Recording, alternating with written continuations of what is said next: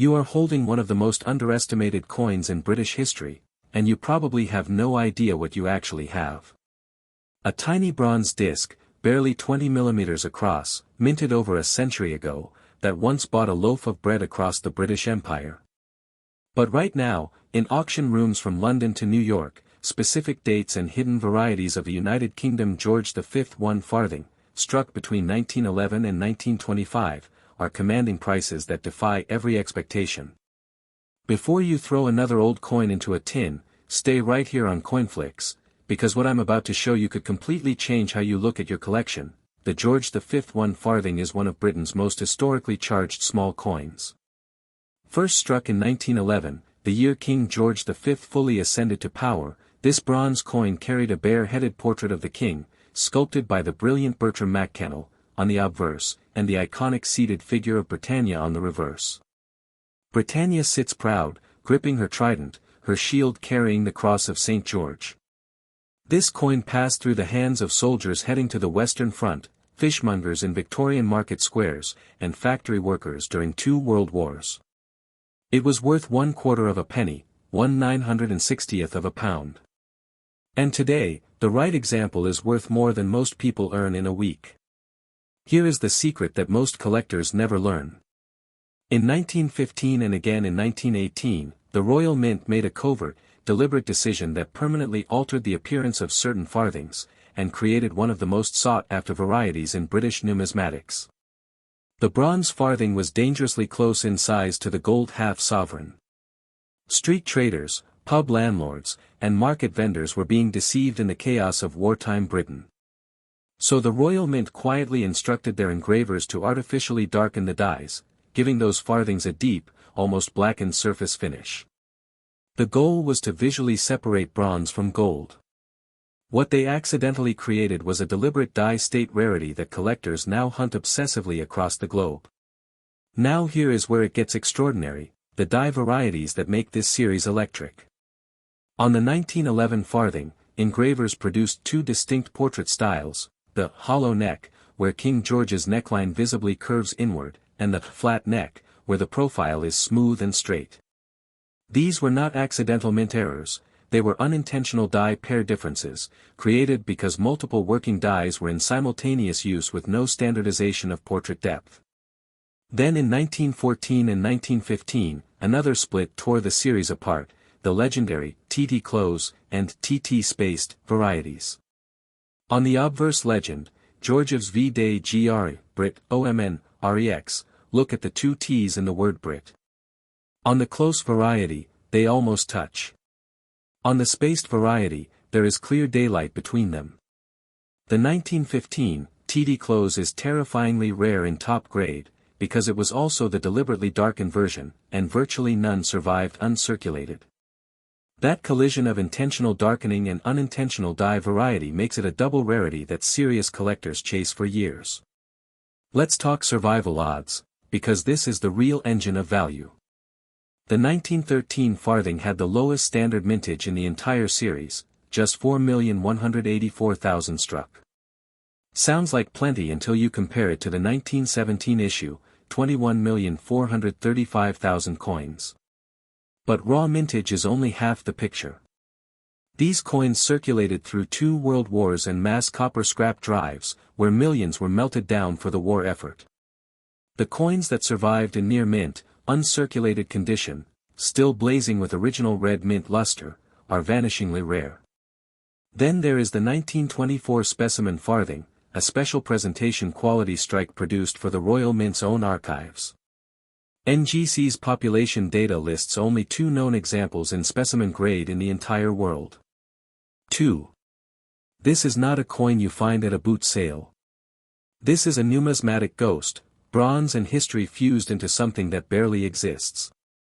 Here is what the professional graders know that casual collectors don't.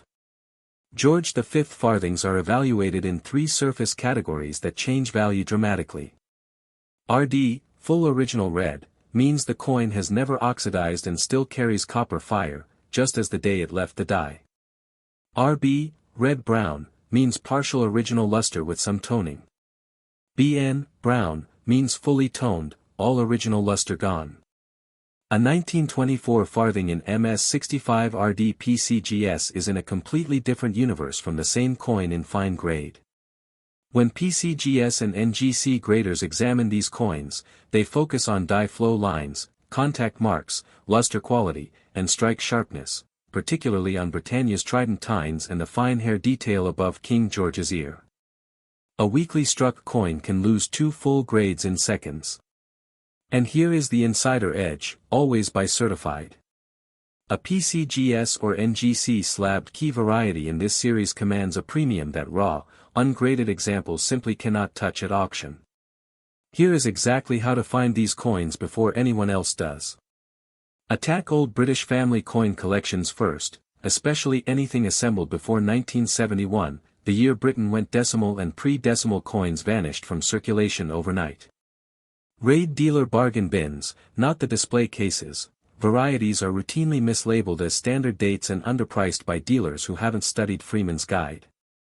Use a minimum 10x loop and examine 3 things: the gap between the T's and Brit, the neck profile on every 1911 coin, and the overall surface color on 1918 farthings. Is it distinctly darker than other coins of the same year? Book London Coins quarterly specialist auctions. They run dedicated George V sections and genuine key dates appear regularly. And before you sell anything in high grade, submit it to PCGS or NGC. The difference between an ungraded coin and a certified MS65 RD specimen can be worth hundreds of times the grading fee. That is not an exaggeration. That is documented auction history. Here are the real numbers, not estimates, not guesses, actual auction documented values. A standard circulated 1911 to 1925 farthing in good to fine condition, 5 pence to £2 and 50 pence. Very fine, £2 and 50 pence to £15 depending on the date. Extremely fine, £15 to £55 for standard dates. Now watch what happens at the key variety level. The 1911 hollow neck in uncirculated condition, £20 to £25 plus. The 1911 flat neck in uncirculated, £25 to £30 plus.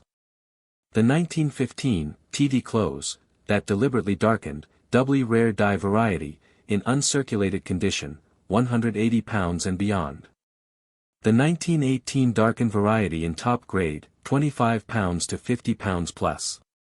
On the international PCGS/NGC grading scale, most standard date examples in MS63 to MS65 range from $10 to $75 US. At MS68, that figure leaps to $300 to $350 US. The 1913, the series' lowest mintage year, in a certified red uncirculated grade commands serious collector attention. The 1924 specimen, only 2 known in specimen grade, at Heritage Auctions MS65 RD PCGS sold for $470 US in 2013, and that figure would be dramatically higher in today's numismatic market. The raw average for a circulated 1924 farthing is just $10. The gap between average and exceptional is where real collectors live. Let's look at the documented hammer prices, real sales from real auction floors. At London Coins Auction 172, March 2021, a collection of George V farthings featuring mint-tone specimens in about uncirculated to uncirculated grade realized £360 at hammer. At Heritage Auctions, January 15, 2013, a 1924 George V farthing graded MS65 RD by PCGS, lot 28,061, sold for $470 US. A 1924 farthing in MS66 RBNGC appeared at Stax Auctions in October 2021 and at Heritage in September 2012. A 1918 George V farthing in PCGS MS64 RD, bright finish, full original red, the rarest surface type, is actively sought at premium on the specialist market. A raw but attractive 1911 Great Britain farthing currently lists on eBay at $24 US and 50 cents. Across every verified sale, the pattern is the same: condition creates value, and variety creates legends. A coin that once bought a single newspaper in Edwardian England is now a legitimate numismatic trophy being fought over at international auction. In this series is telling you something, if you know how to read it. The George V One Farthing, struck between 1911 and 1925, is not just a relic. It is a story pressed in bronze, of wars, royal mint secrets, engravers working under gaslight on kings' portraits, of a coin small enough to lose in a coat pocket that survived a century to command serious money at auction. The rarest examples have passed through the world's great auction houses, been graded by the finest certification services, and entered private collections where they will sit quietly for decades more. The question for you is simple right now: do you have one sitting in a drawer, an old coin tin, or a collection you inherited? Drop your find in the comments below on CoinFlix. Hit subscribe, because we are only getting deeper into the world of rare British coins that the mainstream doesn't know exist. And if you enjoyed this, our next video reveals the most shocking coin discoveries ever made in British history. Every great collection starts with one coin. Make sure yours is the right one.